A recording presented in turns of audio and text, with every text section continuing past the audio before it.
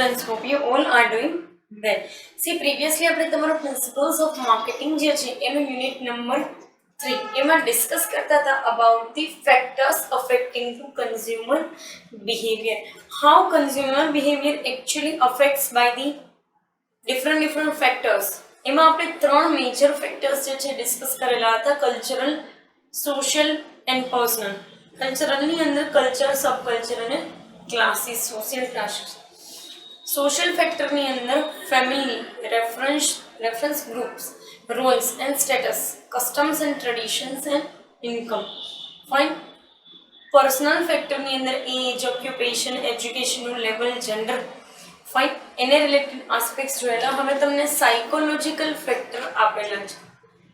C, આ બધી વસ્તુ જે છે એને રિલેશનમાં after income level and your particular lifestyle and personality કોઈ સૌથી વધુ ઇમ્પોર્ટન્ટ વસ્તુ છે તો એ છે સાયકોલોજીકલ ફેક્ટર્સ.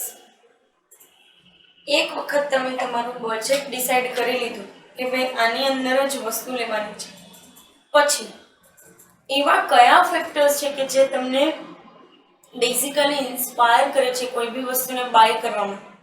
એમાં ફર્સ્ટ તમને આપેલું છે મોટિવેશન.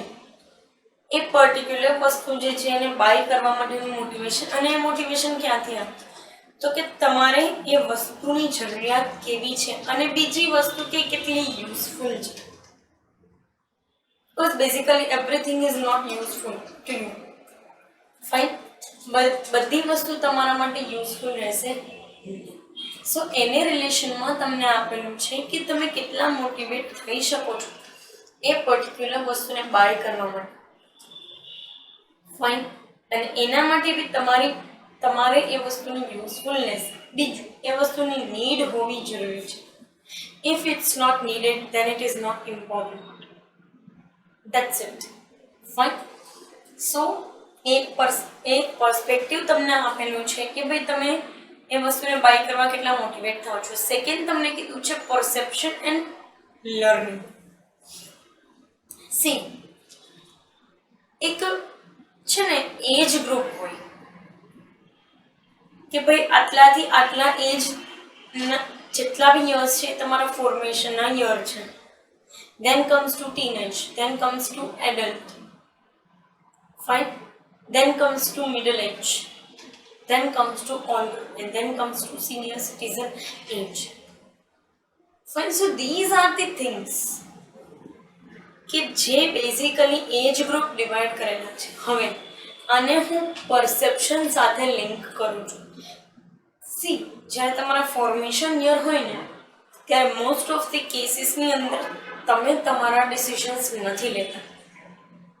તમારા ડિસિઝન્સ તમારા મધર ફાધર જે છે એના ઇન્ફ્લુઅન્સ થ્રુ આવતા હોય છે.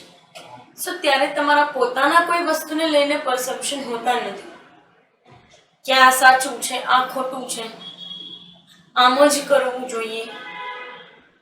ફાઇન. આફ્ટર ટીનેજ તમારા પરસેપ્શન બદલાય છે તમારી આસપાસના એન્વાયરમેન્ટને લઈને. સો ત્યારે તમે તમારા મુજબ ડિસિઝન મેકિંગ કરો છો. અને ઘણી વખત તમે તમારા મધર ફાધરને બી એ એજની અંદર એમ કહેતા હોય કે ભાઈ તમને ના ખબર પડે, એમને ખબર પડે જ છે, તમને નવી નવી ખબર પડવાની સ્ટાર્ટ થઈ છે. ફાઇન. સો એક એ age, and after attaining certain years like your 20s you are able to get your mother father's point of view. Fine. So perception જે છે એને એ સમયાંતરે બદલાતા રહે છે. અને જ્યારે તમે કોઈ વસ્તુ બાય કરવા જાઓ છો તો ત્યાં પણ તમારા પરસેપ્શન અફેક્ટ કરે છે. How you perceive things. ઘણી વખત કોઈ વસ્તુ કોઈ વ્યક્તિને યુઝફુલ લાગતી હોય એ જ વસ્તુ બીજી કોઈ વ્યક્તિ માટે યુઝફુલ ના પણ. ફાઇન. ઘણી વખત તમે કોઈકને સાથે લઈ ગયા અને તમે એને એમ કહો કે આ વસ્તુ લઈ લો તો એ તમને એમ કે મારે શું કામ છે. And they are actually right. કારણ કે એમના મુજબ તમે જે વસ્તુ પરચેસ કરો છો એની કોઈ યુઝફુલનેસ નથી. ફાઇન. આગળ તમને કીધું છે learning. The more you perceive things the more you learn. This is the rule and this is the universal rule. તમે જેટલું દરેક વસ્તુને પરસીવ કરો છો એટલું જ તમે વધારે શીખો છો કે આગળ જતાં આમ નથી કરવાનું. ઘણી વખત તમે કોઈ વસ્તુ બાય કરો ને, એ વસ્તુ પહેલાં તમને એવું લાગતું હોય કે ભાઈ આવા ફીચર્સ છે, બટ આફ્ટર ઇટ્સ યુસેજ તમને આઈડિયા આવી જાય કે no, it is not actually useful to you, and then you are going to learn something.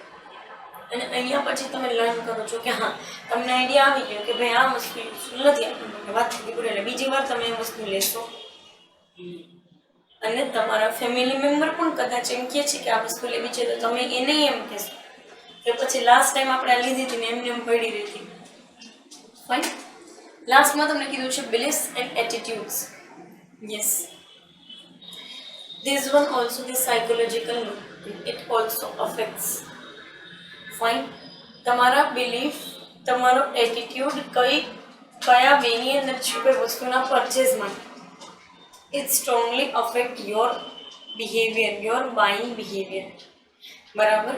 કેમ કે તમે માનતા હોય એ પ્રમાણે વસ્તુ નથી આવતી એટલે તમે એને પરચેઝ નહીં જ કરો. Fine.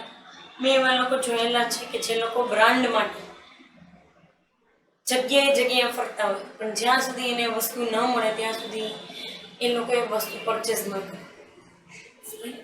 So yes, their belief about brand, their belief about certain product, their belief about certain quality, certain quantity, it affects their buying behavior strongly. Fine, and there is nothing wrong about it. So this is all about the psychological factors. જે એક આપણે બાકી રહી ગયેલા હતા એ. Now we are focusing on the buying behavior models. તમને અલગ અલગ મોડેલ આપેલા છે. Economic man model, learning model, બરાબર. અમુક ઇકોનોમિસ્ટ લોકોએ આપેલા મોડલ્સ જે છે આની અંદર તમને આપેલા છે. ફાઇન.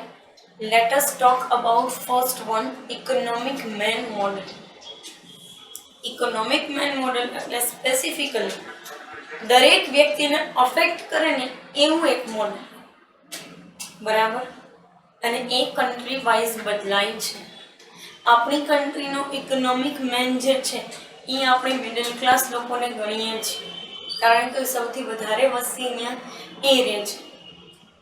પણ બીજા કોઈ તમે કન્ટ્રીની અંદર જાઓ, એવા કન્ટ્રીમાં જાઓ છો કે જ્યાં આખી પોપ્યુલેશન જે છે એક જ કેટેગરીની અંદર ફોલ થાય છે અને એ છે પુઅર કેટેગરી.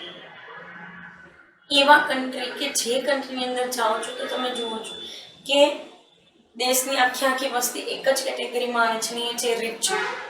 નો richer, no richest, no upper middle class, only rich people. So દરેક ઇકોનોમિક મેન મોડલ જે છે દરેક કન્ટ્રી વાઇઝ બદલાય છે. But let us take into consideration our country. બરાબર. આપણા કન્ટ્રીની માર્કેટિંગ સિસ્ટમ અને આપણા કન્ટ્રીના લોકોનો બાઇંગ બિહેવિયર સમજવું તો આપણા કન્ટ્રી જે છે એને લગતા એક્ઝામ્પલ સમજવા પડે. ફાઇન. એમાં ફર્સ્ટ તમને આપેલું છે પ્રાઇસ ઇફેક્ટ. કોઈ પણ જે છે એ વ્યક્તિ, એવું વ્યક્તિ કે જે મિડલ ક્લાસ ફેમિલીમાંથી બિલોંગ કરે છે, એ લોકોને સર્ટેન ફેક્ટર્સ અફેક્ટ કરતા જ હોય અને એ લોકોનો રેશનલ બિહેવિયર આ ફેક્ટરને કન્સિડર કર્યા પછી જ આવે છે, બરાબર. અને બાઇંગ ડિસિઝન પણ પછી જ આવે. ફાઇન. એમાં પહેલું તમને આપેલું છે price effect. We are always price conscious. એવું નથી કે આપણે ચીપ પ્રોડક્ટ માટે ફોકસ કરીએ છીએ, બટ પ્રાઇસ કોન્શિયસ, બરાબર. આપણે એવું નથી કરતા કે ભાઈ કોઈ બી એની જગ્યાએથી કપડાં લઈ લઈએ છીએ જે એકદમ લો ક્વોલિટી મટીરિયલ ન હોય. આપણે મટીરિયલ બી સારું જ આવે એવા કપડાં લઈએ છીએ, but still we are price conscious. We are price conscious about everything. Even it is luxury, even it is FMCG, even it is basic, we can say that R related to accessories, appearance, everything. તમે fridge પર, refrigerator પર purchase કરવા જાઓ છો, બરાબર, તમારા ઘરની અંદર, એમાં બી આપણે પ્રાઇસ કોન્શિયસ છે. ફાઇન. સો આપણી કન્ટ્રીના લોકો જે છે એ લોકો પ્રાઇસ કોન્શિયસ છે અને એને રિલેટેડ માર્કેટિંગ સ્ટ્રેટેજી બેસ્ટમાં બેસ્ટ તમે જુઓ તો એ છે ફ્લિપકાર્ટ ને એમેઝોનની great Indian sale. Have you ever focused about why Amazon and Flipkart is doing big billion days and only Great Indian Festival sell? This is not just marketing strategy.